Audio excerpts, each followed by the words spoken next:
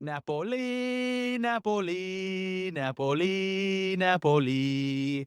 We have our Scudetto champions. And if you couldn't tell by the intro, it is none other than Antonio Conte's Napoli. Insane Friday for matches. Both teams did understand the assignment, but that's what happens when you do not control your destiny and one team does control their destiny. And Napoli, being the team that was able to control their destiny, got the job done and is hoisting the trophy as we speak. Deserving champions in my mind. I don't really know what else to say. Best defense in the league. Antonio Conte masterpiece. Serie A MVP officially got announced. Scott McTominay is gonna have that trophy. And then, I mean, just all around, full credit to Napoli. They deserve to win the Scudetto. Most consistent team all year. All year, I'll say that they consistently did their business. Wins, draws, not a lot of losses. We talk about Inter Milan, we talk about Roma, we talk about Atalanta, inconsistencies, and Napoli were the team that do it from the very, other than the first game. The first game they played bad. And then from then on, they understood the assignment, game in, game out, got it done every step of the way. First game, they did lose to Verona 0-3, obviously, and Conte came out and said, "If I win the Scudetto with this team this season, it's going to be a miracle." And what did he do? But win the Scudetto with this team in this season.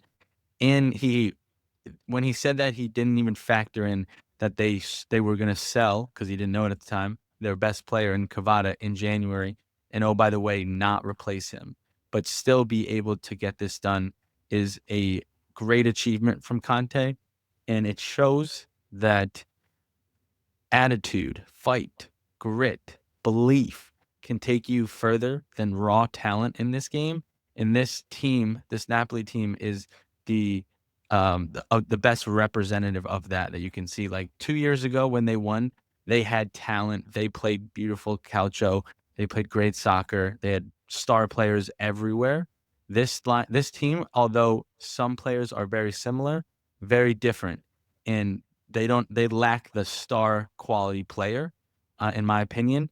And it didn't matter because Conte was able to get the guys that he wanted in the summer. He brought them in, and he knew what he could do with those guys that he kind of said, "I want these players, get me these players." And he did exactly what he was going to say, and he won the league. Yeah, that's all you can point to, right? That's what they're here to do. And you can say like one game a week doesn't matter. There's other teams that couldn't do it on one game a week.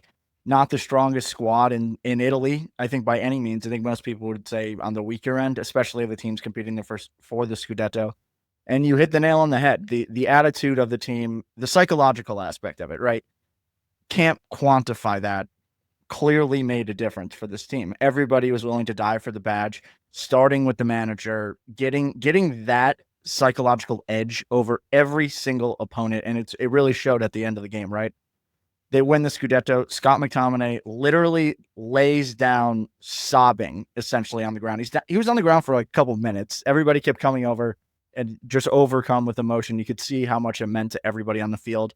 And then who else has it? Romelu Lukaku and Antonio Conte. He's brought him everywhere he goes. He's always delivered for Conte. Conte has always delivered for Lukaku at the same time. They had a huge embrace for like 2 minutes. Um, just magical scenes in Naples. And it was insanity before the game and after the game. Insanity. Inside the stadium, outside the stadium. Fireworks Absolute everywhere, mayhem. fire flames everywhere. That's what I was going to talk about next, is the scenes in Naples before the game, during the game, when the goals happen, after the game. The shots that you were seeing of the people outside the stadium was just mayhem. And then after they won, the piazzas and the squares had fireworks going off, flames. Just every single square was packed. There was no room to move at all. And that's what you get in Naples, right? Conte said that this is the first club that he's been to that essentially has accepted him and appreciated him and showed him love before he's done anything there, right? Before he's proved himself. Because the other clubs that he's been to, the Inter, the Chelseas, the Juventuses of the world, you can't do anything but win. Napoli, where it is a good club, it's not known for winning as much. Obviously, this is only their fourth Scudetto. So getting a guy like Conte, the fans knew what he brings and the winning attitude that he can bring, and so they accepted him and loved him from the start. And you see that, and how important and how much they love Calcio in Naples, and you see how much Conte loves it in Napoli as well. So great scenes during the game, before the game, after the game, and just both the Napolitan people and Conte have nothing but positive things to say about each other, which is great. 100%, Motts. And Antonio Conte and the people of Naples, match made in heaven, realistically. And he's just going to show what he is. He's a serial winner. This is maybe the greatest achievement he's had in his career. He won Inter's first kind of Scudetto in the new school Inter, I think 4 years ago now, 5 years ago now. Before that, one at Chelsea. Before that, 3 Scudettos at Juve, and really started the reign that they had there. But in every one of those instances, it was kind of a bigger club that had the funds, had the players. And this is probably the first time at Tottenham, which is a completely different scenario in its own way. But this was similar. This was a team last year that finished in 10th on 53 points, finished this year number 1 on 82 points. Only major changes to the squad were losing your 2 best players in Osimhen and then Kvaratskhelia in January. And then you add Scott McTominay, Romelu Lukaku, and Buongiorno, who missed a lot of the season.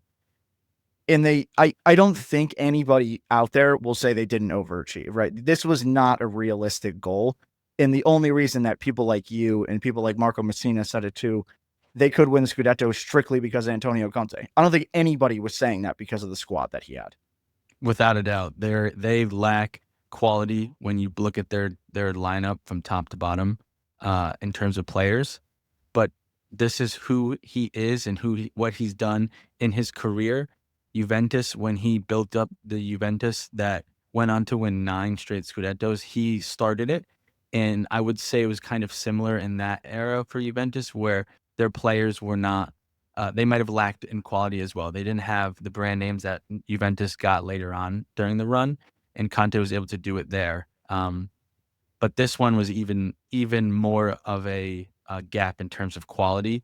Nobody had Napoli doing this. As much as I was confident in Antonio Conte, because of the lack of talent or just squad depth, and knowing that they were going up against a team like Inter, who had 90 points last year, the best defense, made it to the Champions League final 2 years ago, and made it to the Champions League final this year. Like that team is a team that Conte is playing week in and week out, competing against. So it was hard for anybody to put Napoli over that Inter squad. And at the end of the season, he was able to leapfrog them. For obviously Inter's tripped on themselves, but I don't want to blame Inter. It's all Antonio Conte and what he was able to do, and the belief he was able to instill in these guys. And my question to you is, do we think that this is his greatest achievement of his career? I would say definitely. It has to be at this point, right? Like winning the league with Chelsea, big deal. Winning Scudettos with Juve, big deal. Winning the Scudetto with Inter, big deal, but not like this. He put together teams there, and this, he didn't really have a full team that he put together. He kind of had legacy players, some players that probably wouldn't start on a lot of other teams that were competing for the Scudetto. I mean, realistically, the only player that's getting into the pretty much any team is Buongiorno, I would say. I mean, at the beginning of the season, Labaka's breaking in Labaka, I would say he has a chance, but people aren't taking Scott McTominay in their starting 11. They're not taking Big Rom in their starting 11. Both of those players you just mentioned were wantaways on their current clubs. They were, and you even go take them further, like Politano wasn't somebody that people had their eyes on as like, oh, this is going to be a guy. Gio Di Lorenzo, a little bit older. Rahmani still disrespected for some reason. I don't really know why, but started every single game, played every single minute, I think, of this Scudetto season. Was Kingman Jay's partner when they won the Scudetto 2 years ago. Alex Moret had another insane season. And just on squad alone, this has to be his greatest achievement. This is probably the worst team that he's had. Mm-hmm. And a team that wasn't good enough to win the Scudetto. A team that came in 10th last year with Victor Osimhen and Kvaratskhelia for a whole season. It's insanity. Yeah. And you know what else I'll add to that is, for whatever reason, obviously Conte, when he got hired for at Tottenham, he started off hot, was able to get them to that Champions League spot, but then the second season didn't do so well, got fired there, and that left a bad taste in everybody's mouth for Conte. And can he still kind of do it? Because he only is really good at, or he's struggled in his career when he has to manage two competitions. And so all the Italian clubs passed up on him. Juventus had a chance for him. They wanted Motta. Look what that happened. Milan had a chance for him. Ibrahimovic said, "We want managers, not coaches," or whatever that quote was, and they went with Fonseca. Look how what ended up happening there, right? Roma had a That's a good chance. point. Roma could have had a chance at him. They ended up keeping De Rossi, but we talked about how is he going to be the full-time manager, or are they going to find somebody? So they could have made a move on Conte. He was available for everybody. And if you remember, Napoli signed him very like after everybody. There was nobody left essentially. And so Conte it was almost like a prove it year. Like, can you still do this? Are you still Antonio Conte? And he went out and proved to everybody they made the wrong mistake. And De Laurentiis in Napoli was the one guy who made the correct mistake in hiring him. So I do agree with you. I think that this is his greatest achievement because of where they were, who they had, the losses they had, and the players they didn't bring in. And I'll even take it a step further. The owner that runs the club, knowing what personality he is and what personality Conte is. So he had to balance all of those things and was still able to deliver the Scudetto to Naples. Yeah, and I think this is off of the back of the Tottenham, what happened there, and people were kind of counting him out. This has shifted that conversation dramatically. Because now with this, he becomes the only manager in the history of Italy to win a Scudetto with three different clubs, which is a ludicrous achievement when you think about that and like what goes into winning. I mean, we look at he built the team that Inzaghi is still running with, and Inzaghi has only won one Scudetto with that team. Like that's how difficult it is to actually get this done. He now has 5 total Scudettos, which I think puts him in like top 5 among all managers ever in Italy. And the conversation for me has to switch from Antonio Conte is a good manager to Antonio Conte is one of the best managers of all time. I would say he's top 3 has to be top 3 for Italian managers at this Without a point. doubt. I would say And then top 5 with managers yeah, across Europe. yeah, and I think everybody likes to the bar is Pep Guardiola, Jurgen Klopp. But what Antonio Conte has done, I mean, Pep Guardiola has only won the Champions League 2 times, I think, 2 or 3 times, and he had the best teams in the world when he did it, and he's created teams spending massive sums of money.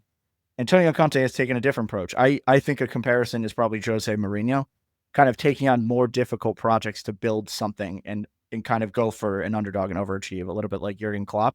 But I think he definitely deserves to be in those conversations. At the least, I think he's right up there with Carlo Ancelotti, like in that conversation, because I don't think Ancelotti wins the league with this team. I don't think Pep Guardiola wins the league with this team. I don't think Klopp does. I think Klopp needs a couple more years. And I think the only other guy that may have been able to do this is prime Jose Mourinho. And that's Mhm. kind of like a dying art of football. And like it's talked down upon that like you can be a very defensive team and go win. And there are different ways to win in football. And this just goes to show that. Yeah, in terms of could any other manager do this? In my eyes, that answer is no. Mourinho, I do like that shout. I don't hate it. However, he did kind of have a chance to do something similar with Roma. He was able to have success in Europe, right, winning a trophy there, but not in the Serie A, right? The Serie A is a tough league to win. So I genuinely do not feel like any manager in the world besides Antonio Conte could have done this. And then in terms of where I stack him, in terms of greatest managers of all time, he's easily in the top 5 for me.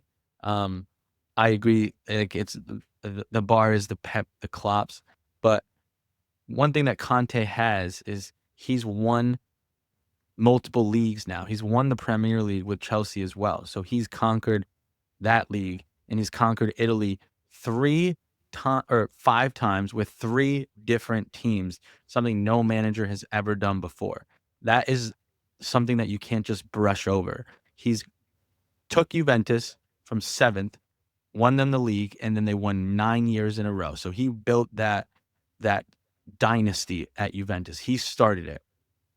He then was the sole person.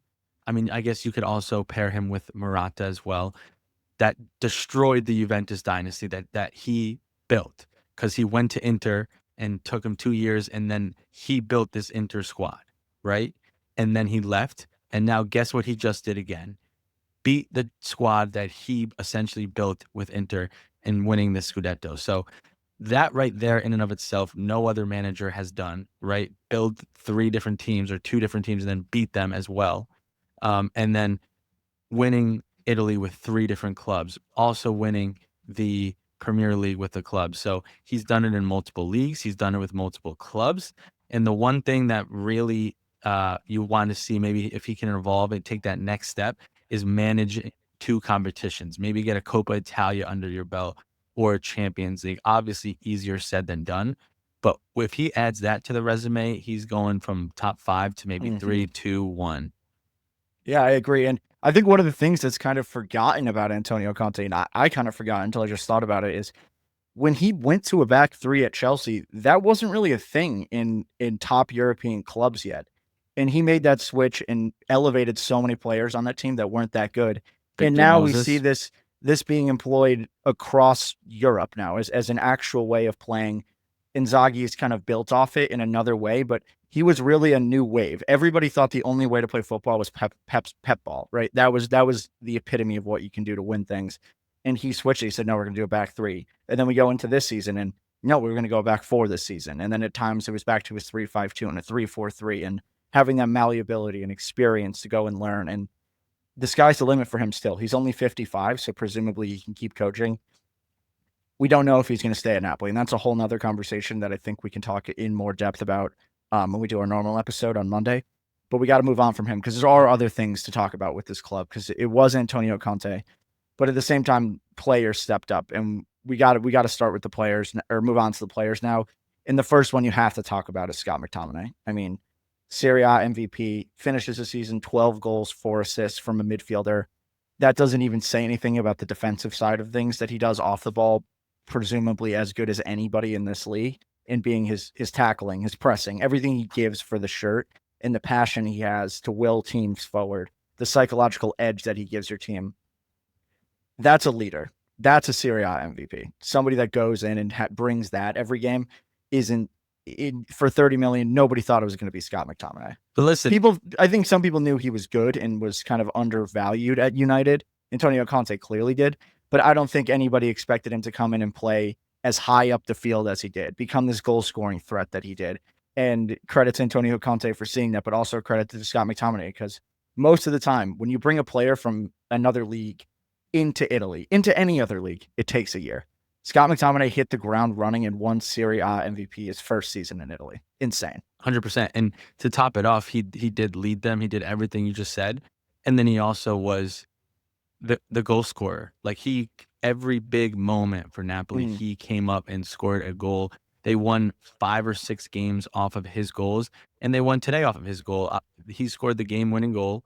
Crazy goal. Scissor kick right on cue. Who else would you? Who it had to be him this type of season. What and you're 100% right. Manchester United, he was a extra for them. A one-away player. You want him, take him.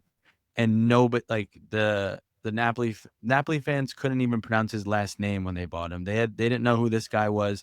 They didn't know what he was going to be. And now he's going to be painted all over the city in Naples. He's going to be murals of him everywhere you look. There's going to be dogs named after him. Kids probably will get his name. That's what it means to the Napoli fans. And to have your best season, your first year in a new league, can't be underratedly said. Like, this has been his best season of his career by far. First year in the league. It's a tough transition. We've seen players not be able to do that transition, or even just stay in the league and move teams. Like Toon Coop Miners, for example, didn't really do much this season. Scott McTominay, new league, new team, new manager, new everything. MVP. Nothing you could do but tip your cap to him.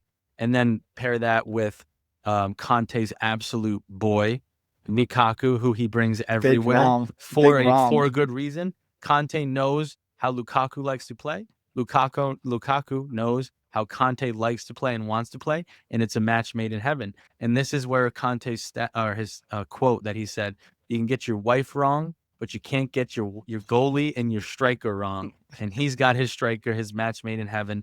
If we the beginning of the season, me and you and Logs, we all said you get 20 goal contributions from Lukaku, that is, oh my goodness, you'll take that all day long. He did more than that, 24 goal contributions, 14 goals, 10 assists, got one today, cherry on top to seal the deal really for Napoli. And then we mentioned it before, but that embrace between Lukaku and Conte at the end of the game, you saw what that relationship means. They literally hugged for a minute and a half, 2 minutes. It was amazing. And those two players, very, very key for Napoli in the Scudetto winning year. 100%. On Lukaku, I've been saying this for a while, and I think it's still kind of being overlooked. The season that he's having, it's insane that he's been able to do this. He should definitely be in the team of the season for me.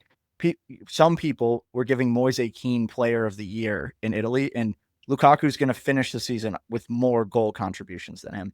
And for whatever reason, it's not really being talked about because I think everybody is pointing to his goal tally, which still isn't bad, but 10 assists from Romelu Lukaku is unheard of. Last year for Roma, I think he finished 13 goals, 3 assists or something like that. Without Lukaku, they equally don't get this done. And without Lukaku, Scott McTominay doesn't have the season that he has because Scott McTominay was playing off of him as almost like a second striker at times. And the only reason he was able to do that is because of Romelu Lukaku's hold-up play, because of the presence that he can give. And then the fact that he just added this ability to create and find the right pass, it was the perfect storm for Antonio Conte at the same time. Like, he needed them as much as the players needed Conte to get this done. And these two guys epitomize that. You could almost give this as like a co-MVP, really, because the two of them in McTominay and Lukaku needed each other. And neither of them perform like this without each other, realistically. Or without Conte. And he had the wherewithal to say, you guys, in the next guy we're going to talk about, in Zambo and Gisa, Conte said the three of you are just going to get in the box, raise hell. And that's what they did. And I mean, Zambo had his injury issues this year, which kind of held him back. But even he's going to finish the season on 10 goal contributions, 6 goals, 4 assists from Zambo. Yeah, Zambo, for me, one of, if like the most underrated player probably in the league. He plays every single game. He did get hurt a little bit this year actually, but in terms of the Scudetto winning season 2 years ago, this Scudetto winning season, he has been an absolute pillar in that midfield. He is very versatile. He could score goals, he could break up play, he could defend, he could put a final pass in. He's creative. There's nothing he can't do on the pitch. He's an absolute workhorse and a beast. He has done so much for this team, and this was a great bit of business when they got him from Fulham. I believe on a free, no? Yeah, I think it was. They got on a free. So that right there from De Laurentiis is a great move. And then you have the other unsung hero of the midfield three in Labaka, who people do not, maybe the second most underrated player in this league. He might be one of the most other players in the world, actually. He's one of the best registas that you can have. He can control a game, kill the sting of a game, which is the most underrated aspect of a player, to kill the sting of a game and just recycle the ball, keep the ball, and go win you the game. And then you have what Conte does best is he will solidify the defense. And that's what we know he does.